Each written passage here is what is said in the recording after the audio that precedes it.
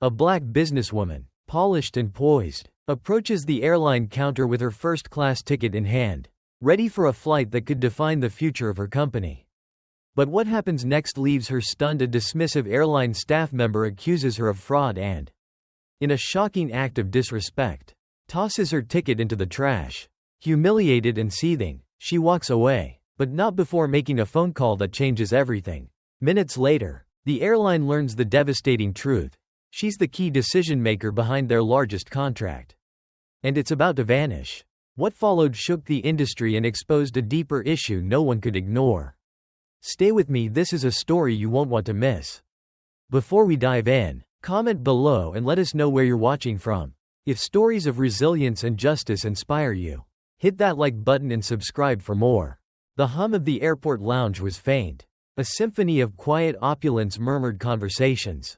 The clink of ice in crystal glasses. And the muted rustle of tailored suits. Outside, planes taxied under a dull gray sky. Their mechanical roars distant and subdued. Inside, every surface gleamed, every detail engineered to exude exclusivity. Yet, for all its luxury, the air felt thick with something unspoken. Sophia Davis, with her impeccable navy suit and leather briefcase, stepped through the sleek glass doors. Her heels clicked against the polished marble floor, a crisp, confident sound that echoed briefly, drawing the attention of those within. Heads turned, almost imperceptibly, their gazes lingering a second too long. Whispers stirred, faint and fleeting. It wasn't the first time she'd been noticed like this, but that didn't make it any easier. Sophia moved with purpose, scanning the room for an unoccupied seat.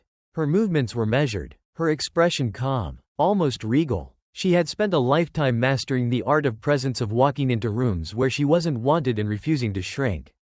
A young man in a crisp uniform approached her, his smile polite but strained. His name tag read Ryan. His clipboard, held too tightly, seemed to anchor him. "Good afternoon, ma'am," he said, his tone pleasant but lacking warmth. "May I see your boarding pass and membership card?" Sophia nodded, opening her briefcase with smooth precision. She retrieved the requested items and handed them to him with a practiced grace. "Here you go," she said, her voice even, unassuming. Ryan's eyes flicked to the card, then back to her. For a moment, his expression betrayed him, a flicker of hesitation, a tightening of the jaw. He forced another smile, weaker this time. "One moment, please." Sophia watched as he walked away, his steps brisk, almost nervous. He disappeared behind the counter, where a woman in a sharp red blazer, clearly a manager, joined him. Their conversation was brief, but the subtle glances they cast in her direction spoke volumes. She felt the shift in the room. It was almost imperceptible, but it was there. The way conversations dipped into lower tones. The way eyes slid over her and then darted away. A couple nearby exchanged whispers, their curiosity poorly concealed. Sophia adjusted the strap of her briefcase and stood tall, her expression composed. She had been here before, too many times to count. In boardrooms, in restaurants, in hotel lobbies, always the same silent interrogation. Who is she? What is she doing here? The unspoken question that hung in the air, heavier than the fragrance of expensive cologne. Does she belong? Moments later, the manager, Anna Morgan, emerged from behind the counter, her heels clicking against the floor. She carried herself with an air of authority, her chin slightly raised, her smile thin and calculated. In her hand, she held Sophia's membership card as if it were counterfeit currency. "Miss Davis," Anna began, her tone dripping with professional condescension, "may I confirm that you are aware this is a priority lounge?" Sophia met her gaze evenly, her smile faint but unwavering. "I'm well aware," she replied. "I've been a priority member for over 5 years." Anna's lips pressed into a tight line. She glanced at the card again, then at Sophia, her eyes narrowing ever so slightly. "We've had some issues recently," she said, her words deliberate, slow. "Unauthorized use of membership cards. I hope you understand, but I'll need to verify this." The insinuation was clear. Sophia's grip on her briefcase tightened, but her smile didn't falter. "Of course," she said, her tone calm but edged with steel. "Take all the time you need." Anna nodded curtly and turned away, disappearing once again behind the counter. The room seemed to exhale, but not with relief. The tension was palpable now. an electric charge that buzzed just beneath the surface. Sophia stood alone in the center of the lounge, the subject of silent scrutiny. A man in a tailored suit glanced at her, his eyes flicking over her before he turned to his companion and whispered something. They both chuckled quietly. Across the room, a younger woman pretended not to stare, her phone tilted ever so slightly as if capturing a discreet photo. The seconds stretched into minutes. Sophia could feel the weight of every gaze, every unspoken judgment. She inhaled slowly, letting the air fill her lungs, steadying herself. This wasn't new, this wasn't surprising, but that didn't make it right. Anna returned, her expression smug. "Miss Davis," she said, her voice carrying a sharp edge. "Everything checks out, of course. However, I must remind you that our lounge has certain standards of decorum. We expect our guests to reflect the exclusivity of this space." The words hung in the air, venom wrapped in professionalism. Sophia's eyes narrowed, just slightly. "And what, exactly, are those standards?" she asked, her tone deceptively mild. Anna tilted her head, her smile widening. "I'm sure you understand," she said, her voice soft but pointed. Sophia let the silence stretch, her gaze steady. She could feel the heat rising in her chest, the familiar burn of indignation, but she wouldn't give them the satisfaction of seeing her flinch. "Thank you for the clarification," she said finally, her voice cool, controlled. "I'll keep that in mind." She turned on her heel and walked to an empty seat near the corner of the lounge. As she sat down, she could still feel the eyes on her, the whispers brushing against her like an invisible tide. She pulled out her phone, her fingers hovering over the screen. Her thoughts churned, the fire in her chest settling into a cold resolve. This wasn't just a misunderstanding. It wasn't just an insult. It was a reminder, a sharp, stinging reminder of the battles she'd fought her entire life. Battles that never seemed to end. Sophia tapped a contact on her phone and brought it to her ear. "This is Sophia Davis," she said, her voice low but firm. "We need to talk about the partnership. There's been an incident." And as she ended the call, the lounge hummed around her, oblivious to the storm she was about to unleash. Sophia Davis leaned back in her chair, her fingers brushing against the smooth leather armrests. Around her, the lounge carried on in its quiet symphony of hushed voices and muted movements. But the rhythm felt off kilter, like a song teetering on the edge of dissonance. She was aware of the stares, the whispers that swirled like invisible smoke, curling in corners and lingering just out of reach. Her phone, now resting on the table in front of her, held the weight of the call she'd just made. The calm resolve in her voice had been deliberate, but beneath it, there was a simmering frustration, a frustration born of years of enduring moments like this. Moments that reminded her, in ways subtle and overt, that success and respectability were not always enough to erase the invisible barriers others had built around her. Across the room, Anna Morgan stood behind the counter, her posture rigid but her smile easy as she chatted with a group of staff. They stole glances at Sophia, their gazes darting away whenever she looked up. Anna, however, was less subtle. Her gaze lingered, her lips curved into a smile that was more challenge than apology. Sophia's jaw tightened as she picked up her phone and opened an email draft. She had intended to spend this time preparing for her upcoming presentation. But now, her thoughts were elsewhere. She began typing, her fingers moving with precision. Words of intent, direct and concise, formed on the screen. She paused, rereading her message, when the sound of laughter drifted from the counter. It was Anna, sharp, deliberate, the kind of laughter that wasn't meant to be shared but heard. Her fingers froze, the air around her suddenly colder, heavier. A quick glance confirmed what she already knew. They were laughing at her. Not loudly, not obviously, but in that insidious way that made every chuckle feel like a blade. Sophia took a slow, steadying breath and lowered her phone. She wasn't new to this. She had learned to navigate it, to steel herself against the small, cutting moments of disrespect that were dressed in plausible deniability. The condescending tones, the unnecessary clarifications, the insinuations masked as protocol. They were the kind of wounds that didn't bleed but scarred all the same. Across the lounge, a man in a tailored gray suit was gesturing toward her with his glass. His companion, a woman in pearls, turned to look, her brows lifting ever so slightly before she leaned in, murmuring something. Their laughter followed, soft and self-satisfied, as if they'd shared a joke too clever for anyone else to understand. Sophia straightened in her seat. Her mind turned over the question she had asked herself too many times before. Do I confront them? Do I let it go? Both choices came with costs. Confrontation meant opening herself to further humiliation, to the risk of being dismissed as overreacting. Silence, however, came with its own price, a slow erosion of dignity, an acceptance of the unacceptable.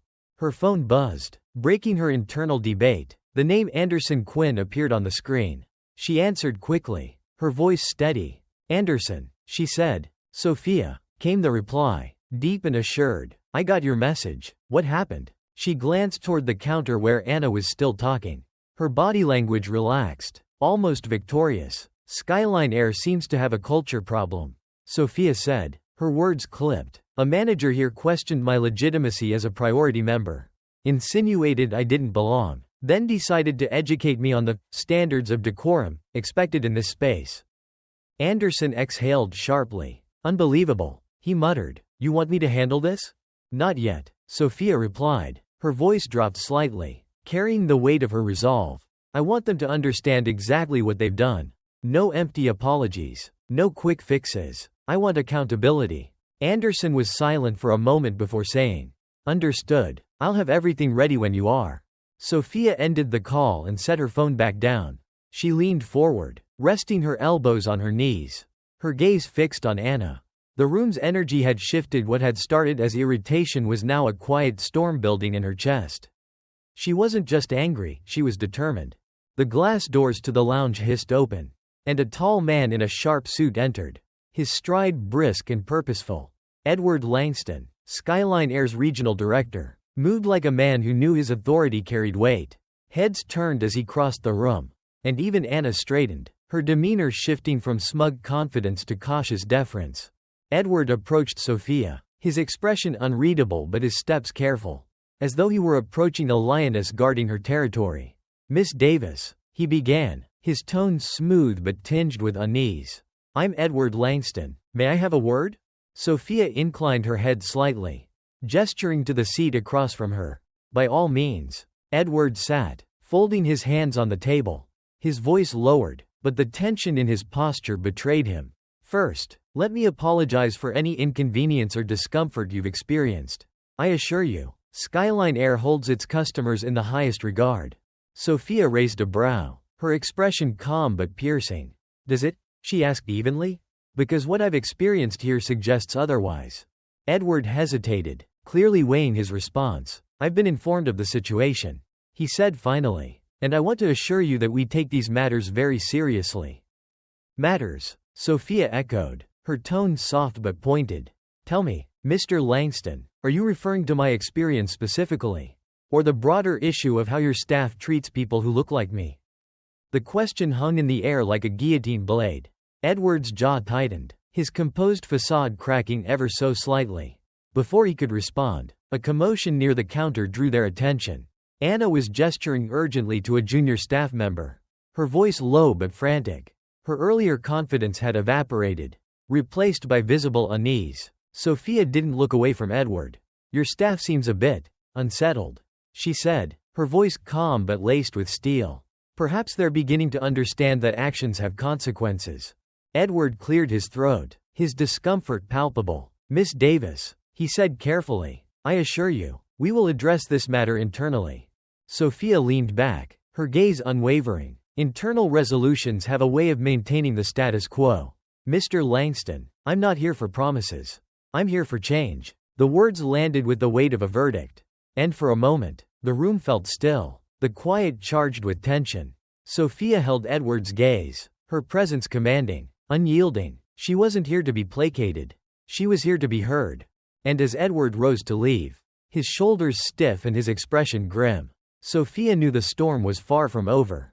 The quiet hum of the lounge had transformed into something heavier, a tension so thick it clung to every surface, vibrating beneath the polished veneer of civility.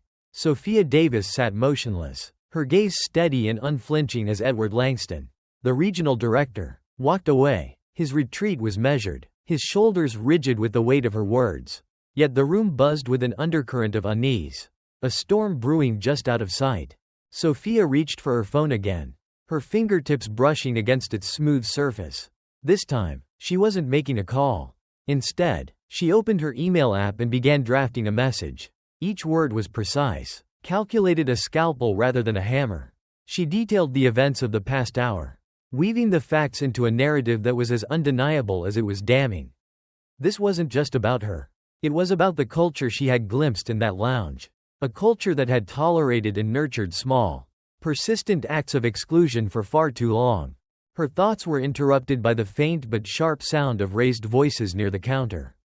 Sophia glanced up, her expression neutral but her focus razor sharp. Anna Morgan was speaking, her tone no longer confident but defensive, her body language betraying her growing panic. "I didn't mean anything by it," Anna was saying to another staff member, a younger man with a tight expression. "It was just standard procedure. She's making it into something it's not." The younger man's response was inaudible, but the stiffness in his posture suggested a deep discomfort. He glanced toward Sophia, then quickly looked away. The cracks were beginning to show. Sophia leaned back slightly, her hands resting in her lap. She wasn't here to eavesdrop, but she wasn't about to look away either. Every word, every glance, every subtle shift in the room was a piece of the puzzle, a puzzle she had seen assembled too many times in too many places. It was the way prejudice worked, quietly, insidiously, thriving in spaces where accountability was an inconvenience rather than a priority. Suddenly, the glass doors to the lounge hissed open again. A new figure entered, this one unfamiliar to Sophia. She was a tall, statuesque woman with dark hair pulled into a severe bun. Her tailored suit and the way she carried herself suggested she was someone of importance. As she approached the counter, the tension in Anna's demeanor ratcheted up another notch. "Victoria," Anna said, her voice tight, "I didn't know you were." "Save it," the woman interrupted, her tone clipped and authoritative. "I've already been briefed." Victoria's gaze swept the room, sharp and assessing. When her eyes landed on Sophia, she paused, her expression unreadable but intent. Then, with a small nod, she walked toward her, heels clicking against the marble floor like a countdown. "Miss Davis," she said, extending a hand. "Victoria Caldwell, Corporate Compliance Officer for Skyline Air. May I join you?" Sophia shook her hand, her grip firm. "Of course." Victoria sat down, folding her hands neatly on the table. "I've been informed of the situation," she began, her voice steady but devoid of warmth. "Let me start by apologizing on behalf of Skyline Air. This is not how we conduct business." Sophia's brow arched slightly. "Isn't it?" she asked, her tone measured but pointed. "Because from where I'm sitting, this seems less like an anomaly and more like a pattern." Victoria's lips pressed into a thin line. "We take these allegations very seriously," she said carefully. "Rest assured, we are conducting a full investigation." "And what will that investigation reveal?" Sophia asked, leaning forward slightly. "That a single employee made a mistake? That this was an isolated incident? Or will it uncover something deeper? Something more uncomfortable to confront?" Victoria hesitated, her composure faltering just for a moment. "Miss Davis," she said finally, "I understand your frustration." Sophia's eyes narrowed. Do you understand what it's like to walk into a room and feel the weight of being judged before you've even said a word? To have your presence questioned, your legitimacy doubted, simply because of the color of your skin?" Victoria didn't answer immediately. Instead, she glanced toward the counter, where Anna was now fidgeting nervously. Her earlier bravado completely eroded. The junior staff whispered among themselves, their expressions ranging from uneasy to outright fearful. "This is bigger than one lounge," Sophia continued, her voice rising slightly. "It's about a culture, one that tolerates bias and excuses it as protocol. If Skyline Air wants to be a company that truly values its customers, it's going to take more than an apology." Victoria's gaze returned to Sophia, her expression hardening into something resolute. "You're right," she said, "this is bigger than one lounge. And it will be addressed." The words sounded genuine, but Sophia had heard promises before, empty words designed to pacify rather than to change. She studied Victoria for a moment, searching for cracks in her resolve. When she found none, she nodded once. "Good," Sophia said, "because I intend to hold you to that." Victoria inclined her head slightly, then rose to her feet. "You will hear from us soon." she said before walking away, her heels clicking against the floor. As Victoria disappeared behind the counter, the room seemed to exhale, the tension easing but not dissipating. Sophia remained seated, her hands resting lightly on the table. She wasn't satisfied, far from it, but there was a quiet strength in her. A sense of purpose that burned brighter with every passing moment. She picked up her phone again, opening the email she had been drafting. With a final, decisive keystroke, she hit send. The subject line read, "Incident Report, Priority Lounge Discrimination." This wasn't the end. It wasn't even the beginning of the end. But it was a start. And Sophia Davis wasn't done yet. The lounge settled into an uneasy quiet. But Sophia Davis knew better than to trust the calm. It wasn't peace, it was the brittle stillness of a fault line, holding its breath before it shattered. The muted hum of conversations returned. But the atmosphere was irrevocably altered. The staff moved with a forced briskness, their voices low, their smiles brittle. The patrons, too, seemed affected, their gazes darting toward Sophia and then away, like moths afraid of a flame. Sophia sat rooted in her seat, her posture impeccable, her expression unreadable. She was waiting for the weight of the moment to shift, for the tension she'd introduced to ripple outward. Her email was sent, her call to Anderson had laid the groundwork. And yet she felt the hollow ache of anticipation. Change was coming, but not quickly enough. Across the room, Anna Morgan stood at the counter, her face pale beneath her carefully applied makeup. She was speaking to Victoria Caldwell, the corporate compliance officer, her gestures clipped and frantic. Victoria remained still, her expression a mask of professionalism, but her sharp gaze betrayed her impatience. Whatever Anna was saying, it wasn't helping. Sophia allowed herself the briefest flicker of satisfaction. The cracks were widening. Her phone buzzed on the table, the sound sharp against the muted murmurs. She glanced at the screen. A text from Anderson. "Received your email. Preparing escalation to HQ. Stay steady." Sophia read the message twice, her chest tightening with resolve. It wasn't just about her anymore, this was about making Skyline Air confront what it had allowed to fester. For too long, companies like this had treated moments of accountability as inconveniences to be managed rather than opportunities to change. Her thoughts were interrupted by the sound of raised voices. Near the counter, a patron, an older man in a tailored blazer, was speaking loudly, his tone heavy with irritation. "I don't understand why this is taking so long," he barked, gesturing toward Anna and Victoria. "I've been waiting for over 15 minutes. This is supposed to be a priority lounge, isn't it?" Victoria turned to him, her demeanor as smooth as glass. "I apologize for the inconvenience. Sir, we're handling an internal matter. But we'll address your needs shortly." The man's gaze shifted to Sophia, his brow furrowing. "Is this about her?" he demanded, his voice lowering but losing none of its venom. "Because I don't see why the rest of us should be inconvenienced over whatever this is." The words hung in the air like a slap. The subtlety of the insult, the deliberate vagueness that cloaked it in plausible deniability, was a weapon Sophia recognized all too well. Her chest burned with a familiar fire. But she refused to give him the satisfaction of a reaction. Victoria's expression tightened. "Sir," she said firmly, "I assure you, this is a matter we are handling appropriately." "Well, handle it faster," he snapped, his gaze lingering on Sophia a moment too long before he turned back to his seat. The tension in the room ratcheted up another notch. Sophia felt the weight of eyes on her, some curious, some judgmental, some quietly supportive but too timid to intervene. It was a microcosm of the world she'd navigated her entire life. Some allies, some enemies, and many who simply stood by, unwilling to pick a side. Victoria approached Sophia's table, her heels clicking with purpose. When she reached her, she paused, her hands clasped in front of her. "Miss Davis," she began, her voice low but firm, "I want to reiterate that Skyline Air takes incidents like this very seriously.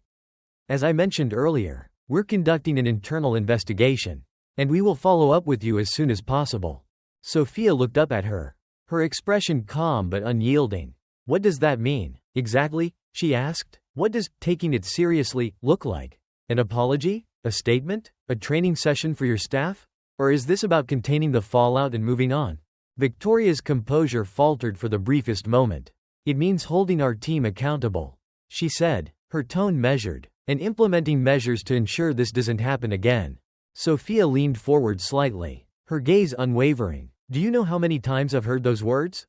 This doesn't reflect our values. We'll do better. They're comforting words, but they mean nothing without action. Victoria held her gaze, and for a moment, there was no sound but the faint hum of the lounge. Finally, she nodded. You're right, she said, and I'll make sure we follow through. Sophia didn't answer immediately. Instead, she allowed the silence to stretch, her presence filling the space between them. Then, she nodded once. I'll hold you to that. Victoria stepped back, her expression resolute but strained. She turned and walked toward the counter, where Anna was waiting, her expression now bordering on panic. Sophia didn't need to hear their conversation to know what was being said. The cracks had become fissures, and the structure was beginning to buckle. Her phone buzzed again. Another message from Anderson. News of this is spreading. We've received inquiries from media outlets. Do you want to go public? Sophia's lips pressed into a thin line. The thought of sharing her experience on such a broad stage was daunting.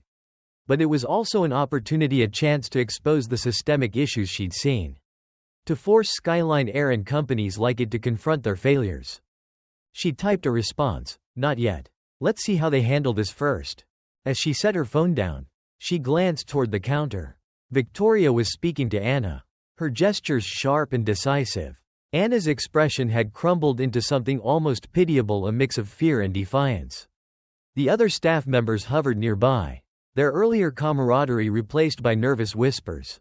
Sophia leaned back in her chair, her gaze steady. She knew this wasn't over, not by a long shot. But the fault lines had been exposed, and it was only a matter of time before the ground beneath them gave way.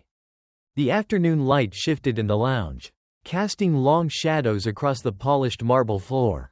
The hum of the space had settled into something eerie, a quiet too brittle, too expectant. Every movement, every sound felt amplified, as if the air itself had grown taut with anticipation. And at the center of it all, Sophia Davis sat unmoving, her presence a quiet defiance against the invisible walls closing in around her. Across the room, the staff had fragmented into uneasy clusters. The younger employees whispered in tight circles, their eyes darting between Anna Morgan and Victoria Caldwell. Anna, once the picture of confidence, now clutched the edge of the counter like a lifeline. Victoria, her stance unyielding, spoke in a low, clipped tone, her authority cutting through the tension like a blade. The faint sound of their conversation reached Sophia, though the words were indistinct. Sophia's phone buzzed again. Another message from Anderson. The CEO's office has been informed. They're sending a response team. Media interest is growing. Several outlets are now asking for an official comment. She read the words twice, feeling the weight of them settle in her chest. The situation was no longer confined to the lounge, it was spilling outward. Gaining momentum, her story was becoming more than a personal battle, it was on the cusp of becoming a public reckoning. Sophia typed a response. Keep them at bay for now. I want to see how this plays out. She set her phone down and turned her attention back to the room. The older man in the tailored blazer who had made the earlier comment about her presence was now seated at a nearby table, sipping his drink with the kind of smugness that only comes from unchallenged privilege. His companion, the woman in pearls, glanced at Sophia occasionally, her expression a mixture of curiosity and quiet disdain. It was a look Sophia knew all too well, the kind that measured her as if she were a curiosity rather than a person. Sophia met her gaze, holding it just long enough to make the woman look away. The small victory was satisfying but fleeting. The deeper conflict still loomed, unspoken but omnipresent, like a storm building on the horizon. The glass doors hissed open again, and 3 new figures entered. 2 men and 1 woman, all dressed in sleek business attire that marked them as part of Skyline Air's upper echelon. Their movements were deliberate, their expressions carefully neutral. As they approached the counter, Victoria turned to meet them, her shoulders straightening. Anna, in contrast, seemed to shrink under their collective gaze. Sophia watched the exchange from her seat. The body language alone spoke volumes. The way Victoria gestured sharply toward Anna. The way Anna nodded mutely, her eyes downcast. The new arrivals radiated a kind of authority that didn't need to be spoken to be felt.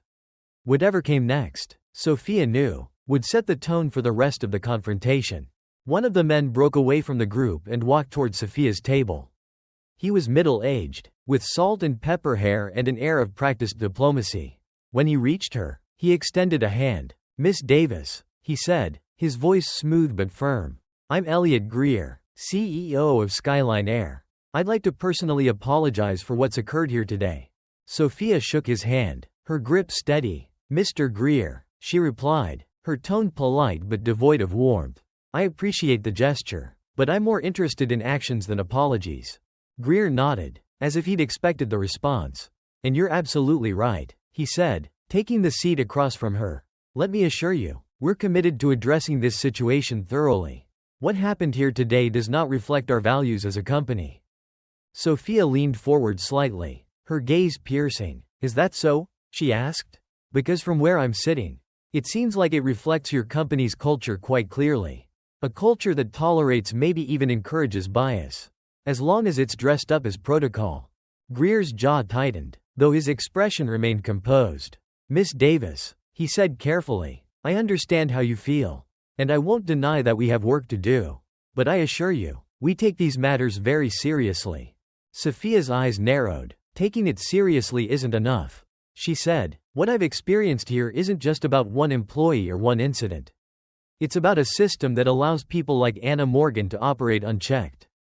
And until that system changes, your words mean nothing." The air between them grew heavy, charged with unspoken tension. Greer held her gaze for a moment before exhaling softly.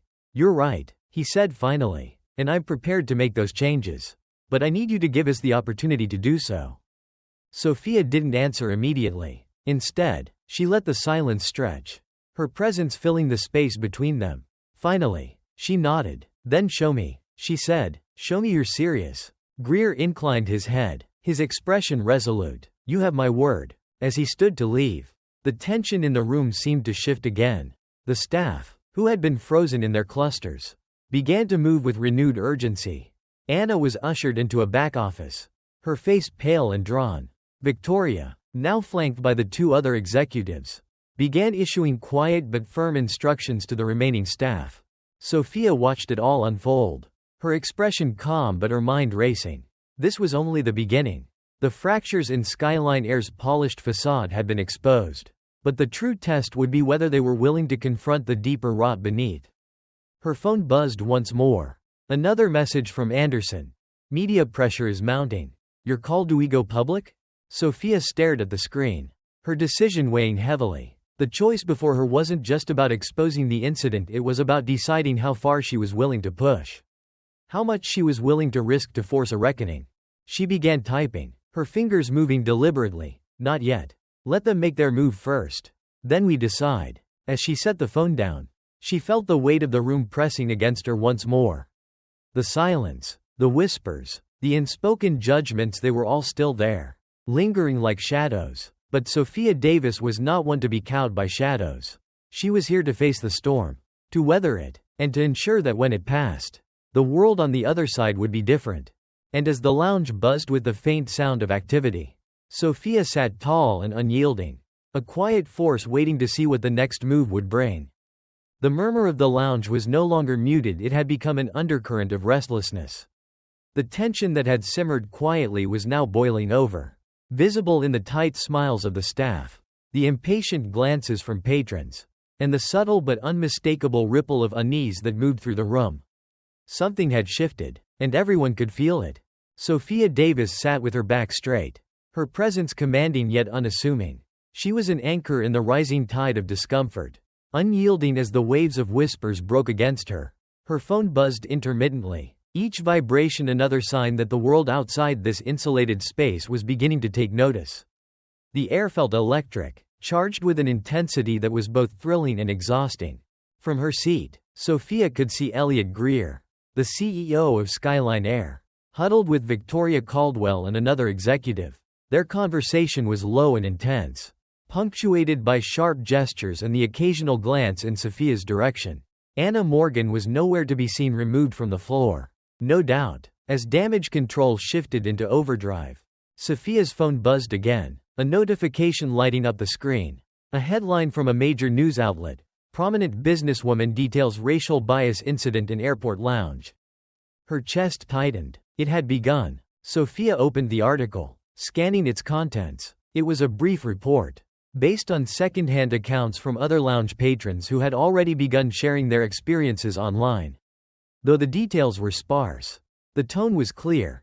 The incident was a symptom of something larger. A culture of exclusion that thrived in spaces like this.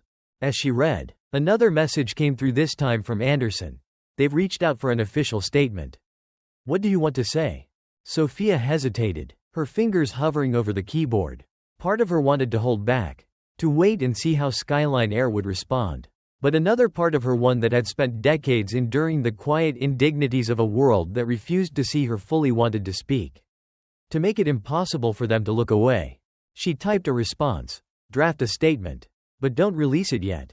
I want them to feel the pressure first. Setting her phone down, Sophia glanced toward the counter, where the junior staff were still clustered together. Their movements were anxious, their expressions betraying a collective fear that had settled over them like a shadow. One of them, a young woman with a nervous smile, caught Sophia's eye and quickly looked away. The glass doors to the lounge hissed open once more, and a camera crew stepped inside. The room seemed to hold its breath as the crew, accompanied by a stern-looking woman with a press badge, surveyed the space. They didn't approach Sophia, not yet, but their presence was a warning. The world was watching now, and the stakes had risen. Elliot Greer moved quickly, intercepting the crew with a practiced ease that spoke of years spent navigating crises. His smile was warm, his handshake firm, but even from a distance, Sophia could see the tension in his jaw. He was trying to control the narrative, to keep the story from spiraling out of his grasp. But it was already too late. The first patron to break the silence was the older man in the tailored blazer, the same one who had dismissed Sophia earlier. This is ridiculous, he muttered loudly, his voice cutting through the room. First we're delayed because of her, he said, gesturing toward Sophia. And now the media's here? What is this, a circus? Sophia turned her head slowly, meeting his gaze with a calm intensity that made him falter. It's not a circus, she said evenly. It's accountability. The room went still. For a moment, no one moved, no one spoke. Then the man scoffed, shaking his head as he turned away. But the damage was done. The atmosphere had shifted again. The quiet discontent now teetering on the edge of open confrontation. Sophia's phone buzzed once more. A message from an unknown number. Miss Davis. This is a journalist from the Times. We'd like to schedule an interview regarding your experience today. Please let us know when you're available. She didn't respond. Not yet. Instead, she looked around the room, taking in the faces of those who had watched this unfold, some with indifference, some with discomfort, and a few with quiet approval. This wasn't just about her. She realized. It never had been. This was about every person who had ever walked into a space like this and felt the invisible weight of judgment. Every person who had been made to feel small, unwelcome, less than. Elliot Greer approached her table again, his expression carefully neutral. Miss Davis, he said, his voice low. May we speak privately? Sophia gestured to the empty chair across from her. Anything you have to say, you can say here, she replied. He hesitated but sat down, folding his hands on the table. I understand this has escalated far beyond what any of us anticipated. He began, and I want to assure you, we are taking immediate steps to address the situation. Sophia raised an eyebrow. Immediate steps? She repeated. Like removing Anna from the floor? Offering an apology? Those are reactive measures. Mr. Greer, what about proactive change? What about addressing the deeper issues that allowed this to happen in the first place? Greer exhaled slowly. We're prepared to implement systemic changes, he said. Training programs, policy reviews, diversity initiatives, whatever it takes to ensure this doesn't happen again. Sophia studied him, her gaze unwavering. Words are easy, she said. Commitment is harder. How do I know this isn't just a PR move? Greer hesitated, his composure slipping for the first time. You have my word, he said quietly. Sophia leaned forward, her voice dropping to a near whisper. Your word means nothing to me. Mr. Greer, what matters is action. Real, measurable action. Until then, this conversation is just noise. The silence between them was heavy, charged with an intensity that seemed to ripple outward. Around them, the lounge had grown eerily still. the quiet broken only by the faint hum of the camera crew in the background. Finally, Greer stood, his expression grim but resolute. "You'll see action, Miss Davis," he said, "I promise you that." As he walked away, Sophia felt the weight of the moment settle over her. This wasn't just a battle, it was a war. And she wasn't fighting it alone. The world was watching now. And there was no turning back. The hum of the lounge was no longer subdued. It had evolved into a kind of white noise, rising and falling as tension seeped into every corner. Conversations grew louder, more fragmented, punctuated by the sharp clicks of heels and the faint buzz of cell phones capturing the moment. The air felt heavy, as though the weight of everything left unsaid had finally begun to collapse under its own gravity. Sophia Davis sat unmoving, her stillness a stark contrast to the chaos unfolding around her. The presence of the media had shifted the dynamic entirely, turning what had been a private confrontation into a public spectacle.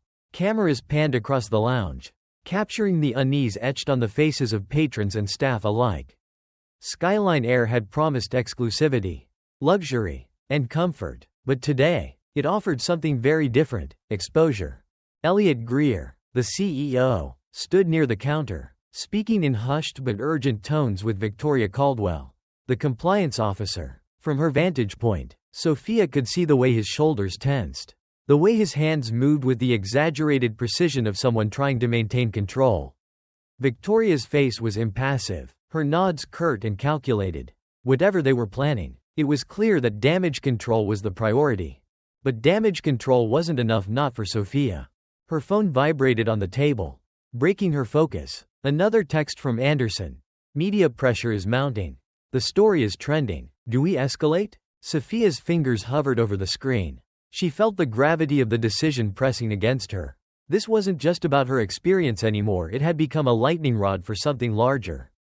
Every choice she made now would ripple outward, impacting not just Skyline Air, but the countless people who had faced similar indignities in spaces designed to exclude. She typed back, "Not yet. Let them show their hand first." Just as she set her phone down, the older man in the tailored blazer, the same one who had dismissed her earlier, spoke up again. This time louder, angrier. "This is absurd," he snapped, standing from his seat. "We're being held hostage in a lounge. All because of some complaint? This isn't how things are supposed to work." His words carried the sharp edge of entitlement, cutting through the room like a blade. He wasn't speaking to anyone in particular, but his gaze landed squarely on Sophia. His disdain palpable. The murmurs in the room grew louder, a wave of agreement from those who shared his frustrations but lacked the boldness to voice them. Sophia met his gaze, her expression calm but unyielding. "You're right," she said, her voice carrying across the room. "This isn't how things are supposed to work.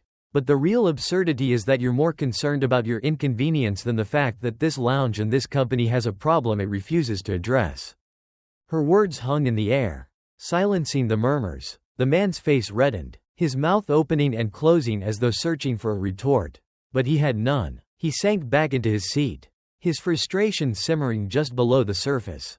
Across the room, one of the younger staff members, her name tag read Emily, stepped away from her cluster of colleagues and approached Sophia's table hesitantly. Her hands fidgeted with the hem of her uniform, her voice barely above a whisper when she spoke. "Miss Davis," she began, her tone wavering, I want to say I'm sorry. For what happened, and for what you've had to deal with." Sophia looked up, her expression softening slightly. "Thank you, Emily," she said, her voice steady. "But it's not your fault. This isn't about one person, it's about a system that allows this kind of behavior to go unchecked." Emily nodded, her eyes darting nervously toward the counter where Anna had stood earlier. "I know," she said quietly. "I've seen things, heard things, but it's hard to speak up. You know, you're scared of losing your job." Sophia's gaze didn't waver. "I understand," she said, "but the only way things change is if people are willing to stand up and demand it." Emily hesitated, then nodded again before retreating to her colleagues. Her presence had been fleeting, but it was enough to remind Sophia of something important. Change didn't happen in a vacuum. It required courage, and it required community. The glass doors hissed open once more, and a new figure entered, a man in a sleek black suit with an air of quiet authority. His arrival sent another ripple through the room. As staff straightened and patrons whispered, He approached Elliot Greer directly, extending a hand that was met with a firm shake. From the way they spoke, it was clear he was here to clean up what Greer had failed to contain. Sophia's phone buzzed again, this time with a call. She picked it up and saw Anderson's name. She answered immediately. "Sophia," Anderson said, his voice calm but insistent. "The media's circling like sharks. If we don't take control of the narrative, they will. Are you ready to make a statement?" Sophia glanced around the room, the cameras, the whispers, the tension that crackled like static electricity. She thought about the headlines, the stories already forming in the minds of reporters eager for a soundbite. And then she thought about Emily, about the other staff members too afraid to speak, about the countless others who had endured what she was enduring now but had been silenced by fear. "I'm ready," she said. As she hung up, Sophia stood, the sound of her chair scraping against the floor drawing every eye in the room. She picked up her phone and walked toward the center of the lounge, where the media crew was stationed. The cameras turned toward her, their lenses unblinking. She took a deep breath, the weight of the moment settling on her shoulders. Then she spoke. "My name is Sophia Davis," she began, her voice clear and unwavering.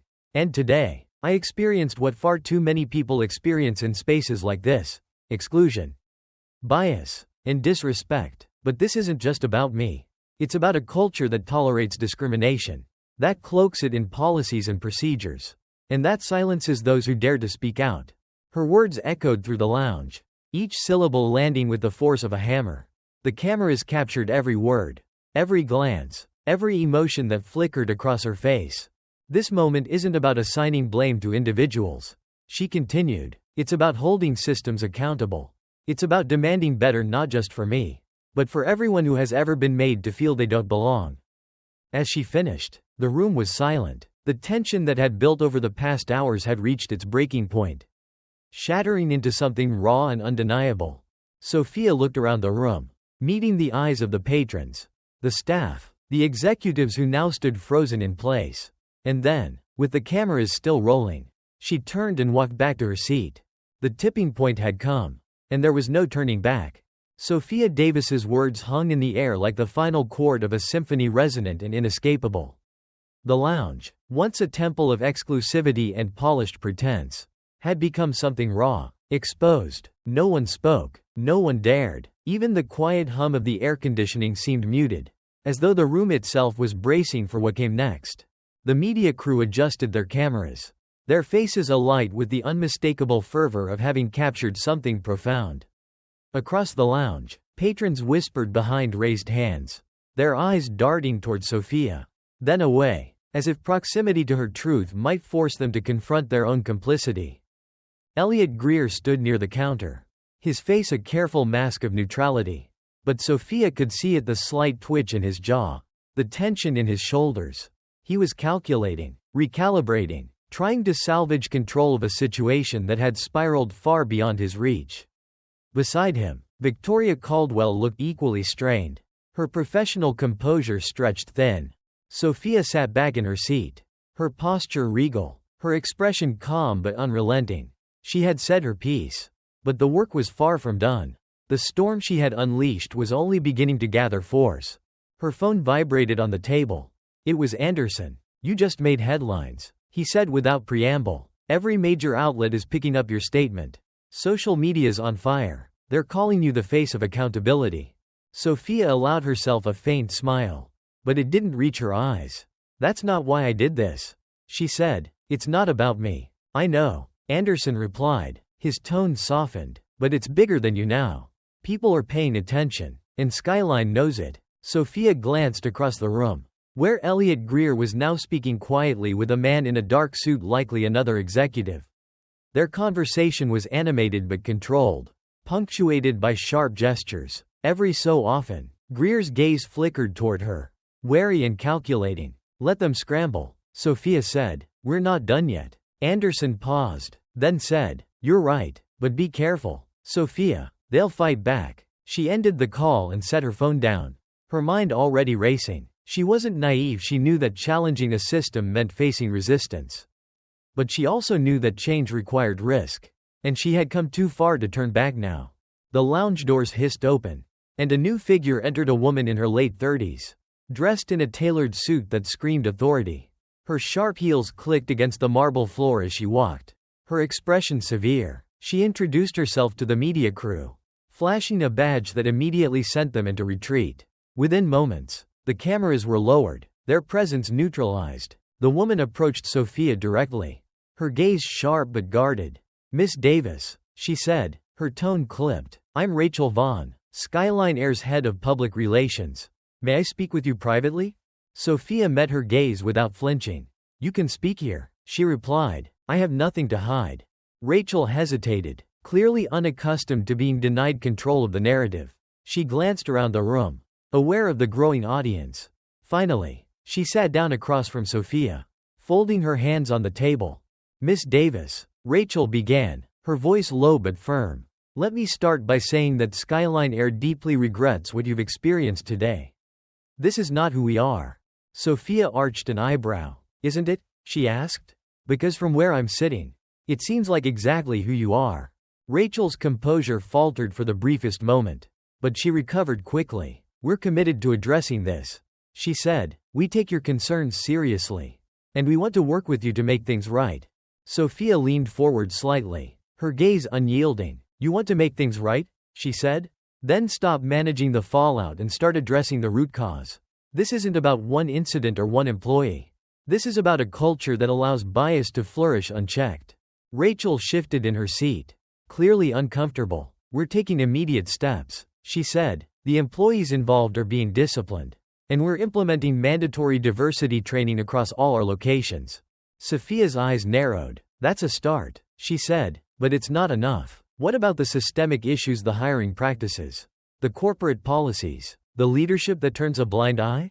Will you address those?" Rachel hesitated, her carefully curated facade beginning to crack. Before she could respond, the older man in the tailored blazer stood up again, his frustration boiling over. "This is ridiculous," he barked, his voice cutting through the room. "You're letting one person turn this entire lounge into a spectacle. Some of us have flights to catch." Sophia turned to him, her expression calm but piercing. "If you're so inconvenienced," she said, her voice steady, "imagine how it feels to live your entire life being questioned, dismissed, and excluded. This isn't about your flight. It's about something much bigger than you." The man opened his mouth to retort but found himself at a loss. He shook his head and sank back into his seat, his frustration now tinged with embarrassment. Rachel stood abruptly, clearly eager to regain control. "Miss Davis," she said, her tone hardening, "we value your feedback, and we'll be in touch to discuss next steps." Sophia stood as well, her posture commanding. "I'm not interested in platitudes. Ms. Vaughn, I want accountability. I want change, and I won't stop until I see it." The room was silent as Sophia gathered her things, her movements deliberate and unhurried. She could feel the weight of every gaze, the unspoken judgments and quiet admiration mingling in the air. As she walked toward the lounge doors, she turned back briefly, her voice carrying across the room. "To everyone watching," she said, "remember this. Silence is complicity. If you see something wrong, speak up, demand better, because nothing changes unless we make it change." And with that, she stepped through the doors, leaving the lounge and the storm she had unleashed behind her. But she knew the fight was far from over. The winds were only beginning to howl, and the hardest battles were yet to come. The sun was setting as Sophia Davis left the airport, the golden light casting long shadows across the bustling terminal. The sharp click of her heels on the pavement echoed in her mind, a rhythm that mirrored her racing thoughts. Her phone buzzed relentlessly in her hand calls, texts, and notifications from media outlets, supporters, and those who sought to discredit her. The storm had followed her outside, and there would be no retreat from it now. Sophia slid into the backseat of the waiting car. The driver, Samuel, greeted her with his usual warm smile, but she could see the concern etched in his features. "Rough day, Miss Davis?" he asked gently. Sophia nodded, her voice soft but steady. "You could say that." Samuel said no more, sensing her need for quiet. As the car pulled away from the airport, Sophia opened her phone. The first headline that caught her eye read, "Sophia Davis confronts Skyline Air. A battle for accountability in corporate America." The article detailed her experience in the lounge, weaving her words into a broader narrative about systemic racism and corporate neglect. Her name was now a symbol of resistance and a target. The next message was from Anderson. The board is meeting tomorrow to discuss their response. They're rattled, but they'll try to frame this as an isolated incident. Be ready. Sophia sighed, the weight of the moment pressing down on her. She had expected resistance, knew it was inevitable, but the speed and intensity of the backlash were daunting. Already, social media was alight with divided opinions. Some hailed her as a hero, a voice for the voiceless. Others accused her of seeking attention, of blowing a minor inconvenience out of proportion. Her phone buzzed again. This time, it was a direct message from an anonymous account. Keep pushing. We've got your back. They can't silence us all. Sophia stared at the message for a long moment, her chest tightening. It was a reminder of why she was doing this, not for herself, but for everyone who had ever been made to feel invisible, unworthy, or unwelcome. She typed a quick response. Thank you. This fight is ours. The following morning, Skyline Air's corporate headquarters was a hive of activity. Inside a sleek conference room with floor-to-ceiling windows overlooking the city, the board of directors gathered in tense silence. Elliot Greer stood at the head of the table, his polished demeanor showing the faintest cracks of strain. Victoria Caldwell sat to his right, her hands folded neatly but her expression grim. We're facing a full-blown crisis, Greer began, his voice clipped. The media coverage is relentless. Social media is amplifying it. And now, former employees are coming forward with their own stories. This is more than one incident, it's a narrative. A man at the far end of the table leaned forward, his tone incredulous. How did it get this far? This should have been contained immediately. Victoria's eyes flicked toward him, her voice sharp. It got this far because we underestimated her. Sophia Davis isn't just anyone. She's a successful, articulate woman with a platform, and she's using it. People are listening. Greer exhaled, his frustration evident. We need to get ahead of this. Release a statement reaffirming our commitment to diversity and inclusion. Highlight our training programs, our charitable initiatives, anything that shows we're not what they're accusing us of being. Another voice chimed in, hesitant but firm. And what about action? Are we actually prepared to make changes? Or are we just managing the optics? The question hung in the air, heavy and uncomfortable. For a moment, no one spoke. Then Greer straightened, his expression hardening. We'll do what's necessary, he said, but we control the narrative. This doesn't define us. Across town, Sophia sat in a modest office surrounded by her closest allies, Anderson, a lawyer specializing in civil rights cases, and Claire, the journalist who had helped uncover Skyline's troubling history. The room was cluttered with documents, laptops, and coffee cups, evidence of long nights and relentless effort. They're going to try to paint this as a one-off, Anderson said, pacing as he spoke. They'll discipline a few employees, roll out some surface-level initiatives, and hope the public moves on. Claire nodded. But we have the stories. Dozens of them. Former employees, customers, even internal documents that show a pattern of discrimination. If we release this, they can't hide. Sophia leaned forward, her voice steady but fierce. We don't just release it. We tell the story, every detail, every voice. This isn't just about Skyline Air. It's about a culture that's allowed to thrive because no one holds it accountable. Anderson hesitated. You know they'll fight back hard. They'll try to discredit you, question your motives. Sophia met his gaze, her resolve unshaken. Let them. I'm not afraid of their fight. I'm afraid of staying silent. By midday, the story had grown into a national conversation. News outlets featured interviews with former Skyline employees who described a culture of quiet exclusion, where biases were masked as protocol, and those who spoke up were silenced. Social media buzzed with hashtags like #JusticeForSophia and #ReformSkyline, as supporters rallied behind her. But with support came backlash. Anonymous accounts flooded her inbox with hateful messages, accusing her of being divisive, of playing the race card. The rhetoric was predictable but still stung, a reminder of how deeply entrenched the problem was.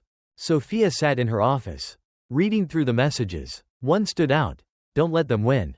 We need you to keep fighting. It was signed with a single initial, K. She closed her eyes, inhaling deeply. The pressure was immense, but so was the opportunity. This was no longer about an incident in a lounge, it was about forcing a reckoning that was long overdue.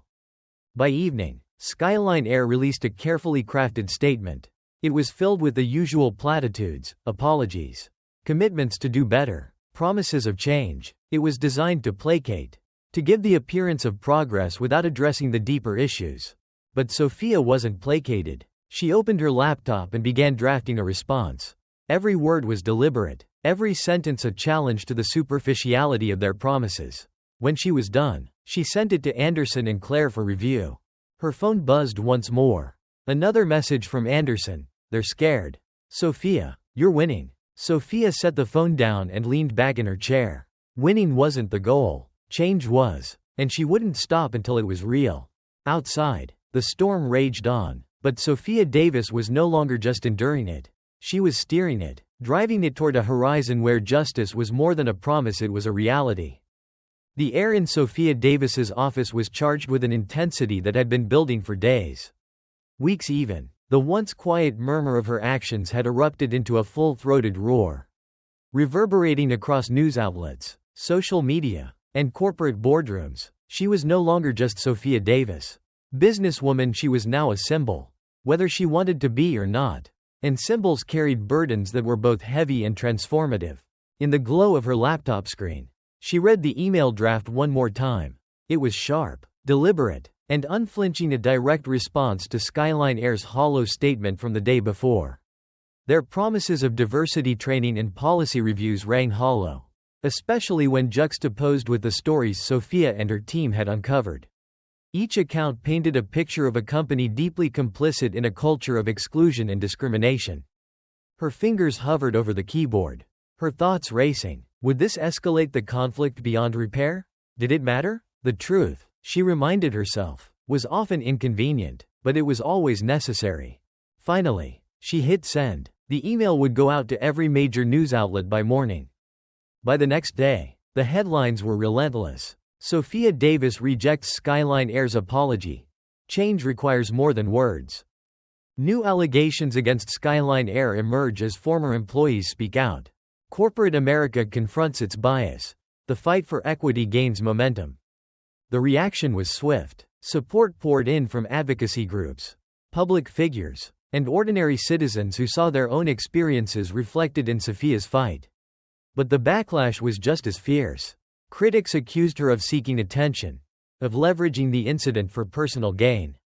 Skyline loyalists flooded her social media with vitriol, while anonymous accounts sent threats designed to silence her. Sophia sat in her living room that morning, a cup of coffee growing cold in her hands. The news played softly in the background, a montage of interviews and analysis of the growing scandal. She felt the weight of it all pressing against her, every headline, every message, every expectation. But alongside the weight was a flicker of resolve, burning steady and bright. Her phone buzzed. It was Anderson. They're cracking, he said without preamble. Internal emails just leaked. Turns out, they've known about this for years. Complaints from employees, customers, even vendors. They buried it all. Sophia's breath caught. How bad is it? Bad, Anderson replied. We're talking settlement payouts, NDAs, a whole system designed to sweep things under the rug. This isn't just a PR crisis for them, it's a systemic failure.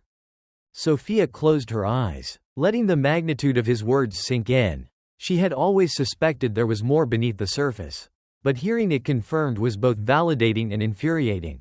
What's our next move? She asked. Anderson paused. We take this public, but you need to be ready.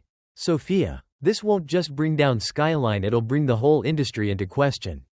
They're going to fight back hard. Sophia nodded, her resolve hardening. Let them. It's time. That afternoon, Sophia held her first press conference. The small room was packed with reporters, cameras, and supporters who had come to hear her speak. The air buzzed with anticipation, the kind that came before a reckoning. Sophia stepped to the podium, her expression calm but fierce. She wore a simple black suit, her presence commanding yet unpretentious. When she spoke, her voice was steady, each word deliberate. This isn't just about Skyline Air, she began. It's about a culture that has been allowed to thrive unchecked. A culture that excludes, that discriminates, that silences. And it's not unique to one company, it's everywhere. She paused, letting the weight of her words settle over the room.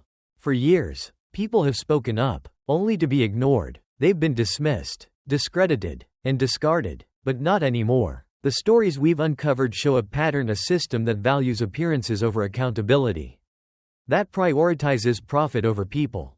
The room was silent, every eye fixed on her. I'm here today to say enough. Enough with the apologies that mean nothing. Enough with the promises that lead nowhere. It's time for action, real action, and I won't stop until we see it. The applause was thunderous, but Sophia barely registered it. She wasn't here for applause. She was here for change. The fallout was immediate. The leaked emails went viral, exposing Skyline Air's years of negligence and deceit. Calls for boycotts flooded social media, while advocacy groups demanded investigations into the airline's practices. Other corporations, fearing similar scrutiny, scrambled to issue statements about their own commitments to diversity and inclusion. But for every step forward, there was resistance. Skyline's legal team launched a smear campaign, leaking selective details about Sophia's past in an attempt to discredit her. Anonymous threats intensified, some too vile to repeat. And yet, the momentum of the movement she had sparked was unstoppable. One evening, as Sophia sat in her office reviewing documents, her phone buzzed. It was a video message from Claire, the journalist. Sophia opened it, and her screen filled with the face of a young woman, a former Skyline employee, speaking through tears. "Miss Davis," the woman said, her voice trembling, "I just wanted to thank you. Because of you, I finally found the courage to speak out. For years, I thought my voice didn't matter. But now I know it does. Thank you for showing us that we're not alone." Sophia felt a lump rise in her throat. She replayed the message twice before setting her phone down. It was a reminder of why she had started this fight, why she couldn't afford to stop now. By the end of the week, Skyline Air's board announced sweeping changes. Several executives, including Elliot Greer, resigned under pressure. The company pledged to overhaul its policies, implement independent oversight, and establish a reparations fund for those who had been harmed. It was a victory, but Sophia knew it was just the beginning. As she sat in her office that night, a quiet sense of peace settled over her. The fight wasn't over, far from it. But for the first time, she felt the weight of progress, the tangible proof that change was possible. Sophia looked out the window, the city lights twinkling against the dark sky. The storm had come and gone, leaving the world altered in its wake. And though the road ahead was long, she was ready to walk it, step by step, until justice was no longer a fight, but a given. The days following Skyline Air's public concessions were a whirlwind of media attention, corporate upheaval, and personal reflection. For Sophia Davis, victory tasted bittersweet, while the resignations and policy promises from Skyline felt like a vindication of her fight. They were also a stark reminder of the cost. The hate mail, the online vitriol, the subtle but pervasive attempts to discredit her, those wounds cut deeper than she had anticipated. Still, she pressed on. By now, her name was synonymous with accountability. Her face plastered across television screens and magazine covers. She had become a rallying cry for those who had long been silenced. But she had also become a target. And for every message of gratitude she received, there was a shadow, threats, accusations, and whispers that sought to undermine her. That evening, Sophia sat in her office, the city lights outside casting a soft glow on her face. Her laptop buzzed with new emails, each demanding her attention. Anderson had forwarded a list of corporations requesting her consultation, eager to preempt the kind of fallout that had consumed Skyline. Advocacy groups wanted her to speak at their events. Journalists sought exclusive interviews. But one email caught her attention, a short, terse note from an anonymous sender. "You've made enough noise.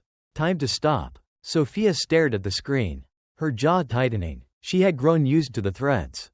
But this one carried a weight that unsettled her. It was a reminder that the fight for justice wasn't just about policies and boardrooms, it was about challenging deeply entrenched systems that wouldn't go quietly. The next morning, Anderson called, his voice urgent. "They're escalating," he said. "I've been hearing whispers about Skyline's remaining leadership trying to shift blame. They're insinuating that you've exaggerated your claims, even fabricated parts of your story." Sophia exhaled sharply, her frustration flaring. "Let them try," she said. "The evidence is on my side." "Evidence doesn't always matter," Anderson warned. "They're betting on public fatigue. If they can muddy the waters enough, people will stop paying attention." Sophia leaned back in her chair, her mind racing. She had seen it before, the way movements could lose momentum, how powerful institutions could weather storms by simply waiting them out. But this wasn't just about her anymore. Too many people had stepped forward, their voices now entwined with hers. She couldn't let them down. "What's our move?" Anderson asked. "We double down," Sophia said firmly. "We remind people why this matters. And we don't let them rewrite the narrative." That afternoon, Sophia released a statement, a direct, unflinching response to the rumors circulating about her. In it, she shared excerpts from Skyline's leaked emails, detailed the stories of employees and customers who had come forward, and reiterated her call for systemic change. "We've heard this playbook before," she wrote. "Discredit the messenger. Sow doubt. Wait for the noise to fade. But this time, the noise isn't fading. This time, we're not backing down." The statement went viral within hours, reigniting the conversation and drawing renewed attention to Skyline's failures. Supporters rallied around her, flooding social media with hashtags like #WeStandWithSophia and #NoMoreExcuses. Advocacy groups organized protests outside Skyline's headquarters, their chants echoing through the city streets. But the backlash intensified as well. Television pundits debated her motives, some accusing her of grandstanding or profiting from the controversy. Articles surfaced, scrutinizing her career, her personal life, even her childhood. The attacks were relentless, their aim clear: to make her retreat. Sophia refused to flinch. One evening, as she prepared for a live interview with a major news network, Claire, the journalist who had worked closely with her, stopped by her office. Claire's face was a mix of admiration and concern. "You're doing something incredible," Claire said, "but I need to ask, how much longer can you keep this up?" Sophia looked at her, her expression steady but weary. "As long as it takes," she said. "This isn't about me, Claire. It never was. It's about making sure no one else has to fight this hard just to be seen." Claire nodded, her admiration deepening. "Then let's make sure they hear you." The interview was a turning point. Sitting across from the anchor in a stark, brightly lit studio, Sophia spoke with the same calm conviction that had carried her through the storm. "This fight isn't about tearing down one company," she said. "It's about building something better. It's about acknowledging the systems that have failed so many for so long and committing to change, not just in words, but in actions." The anchor leaned forward, her tone probing. "But your critics say you've gone too far. That you're dividing more than uniting. What do you say to them?" Sophia's gaze was steady. "Change is uncomfortable," she said. "It forces us to confront truths we'd rather ignore. But discomfort isn't division, it's growth. And if we're ever going to move forward as a society, we need to embrace that discomfort." The response was met with applause, not just in the studio, but across the nation. Clips of the interview circulated online, galvanizing her supporters and silencing many of her detractors. For the first time, it felt like the tide was turning. In the days that followed, Skyline announced a sweeping set of reforms: an independent audit of their practices, a complete overhaul of their leadership, reparations for those who had been harmed. The changes were unprecedented, but Sophia knew they weren't enough, not yet. And so she kept pushing. Meetings with lawmakers to discuss corporate accountability, panels with advocacy groups to share strategies for systemic reform, workshops with businesses eager to learn from Skyline's mistakes. The resistance didn't disappear, but neither did Sophia's resolve. Each challenge only deepened her commitment. Each attack only strengthened her voice. One night, as Sophia sat alone in her office, her phone buzzed with a new message. It was from Emily, the young staff member from the lounge who had apologized to her on that fateful day. "Miss Davis," the message read, "I just wanted to say thank you. Because of you, I left Skyline and found a job where I'm valued for who I am. You showed me that I deserve better. You showed all of us." Sophia smiled, a quiet warmth spreading through her. For all the noise, the backlash, the exhaustion, this was what made it worth it. The lives changed, the seeds of hope planted. She looked out the window, the city sprawling before her. The fight wasn't over, but she wasn't alone in it anymore. The storm she had weathered had become a movement, and it was only growing stronger. And as she leaned back in her chair, Sophia Davis knew one thing for certain: the reckoning was just beginning. The auditorium was alive with anticipation. Hundreds of faces, some weary, some hopeful, some hardened by years of fighting their own battles, turned toward the stage. A low hum of murmured conversations filled the room, punctuated by the occasional burst of laughter or applause as someone greeted an old friend. The space was a patchwork of people: activists, workers, executives, students, all gathered for one reason: change. Sophia Davis stood backstage, staring at the podium where she would soon speak. Her reflection stared back at her from a glass panel nearby. Framed by the dim light of the room, she looked calm, but she could feel the weight of the moment pressing against her chest. This wasn't just another speech. It was the culmination of years of struggle, of pushing against walls designed to keep her and others like her out. 5 minutes, a stagehand whispered, breaking her reverie. Sophia nodded. Inhaling deeply, she closed her eyes, grounding herself in the memory of every moment that had brought her here, the indignities she had endured, the voices she had amplified, the relentless pressure from those who had tried to silence her. She wasn't just here for herself, she was here for all of them. The fight against Skyline Air had been a turning point, but it was far from the end. In the months that followed, the company's concessions had rippled across the corporate world, forcing other businesses to confront their own practices. But for every step forward, there was pushback. Lawsuits were filed, critics doubled down, political pundits decried what they called a witch hunt against tradition. Sophia had weathered it all. She had faced executives who looked her in the eye and dismissed her concerns. She had read hateful messages that sought to reduce her to a caricature, a scapegoat for a world unwilling to change. She had even faced moments of doubt. Moments when the fight felt too big, too entrenched, too exhausting. But in those moments, she thought of Emily, the young staff member who had found her voice. She thought of the former employees who had stepped forward, the passengers who had shared their stories, the countless people who had reached out to say, "Because of you, I found my courage." It was their strength that carried her. The movement she had sparked had grown beyond her. Advocacy groups joined forces to demand systemic reform in industries long resistant to scrutiny. Policies were rewritten. Companies began to prioritize diversity not as a buzzword but as a fundamental value. And yet, Sophia knew there was still so much work to be done. This conference, organized by a coalition of activists and leaders, was a testament to that work. Its theme was simple but powerful: accountability beyond words. As Sophia stepped onto the stage, the applause was thunderous. She paused, letting the sound wash over her. Not out of pride but out of gratitude. The people in this room were her allies, her inspiration. They were the reason she kept going. "Good evening," she began, her voice steady and clear. "Tonight, we gather not just to celebrate progress, but to reflect on what it took to get here and to acknowledge how far we still have to go." The room quieted, the audience hanging on her every word. "When I first walked into that airport lounge, I didn't expect a confrontation," she said. "I didn't expect to become a symbol or a movement. I just wanted to be treated with dignity. To be seen, not as an exception or an anomaly, but as a person who belonged." She paused, her gaze sweeping the room. "But what I learned that day is something many of you already know. Belonging isn't given freely. It's fought for, and the fight is never easy." The air in the auditorium grew heavier, her words cutting through the silence like a blade. "For too long," she continued, "we've been told to accept the status quo, to believe that progress comes in slow, incremental steps. But the truth is, change doesn't happen unless we demand it.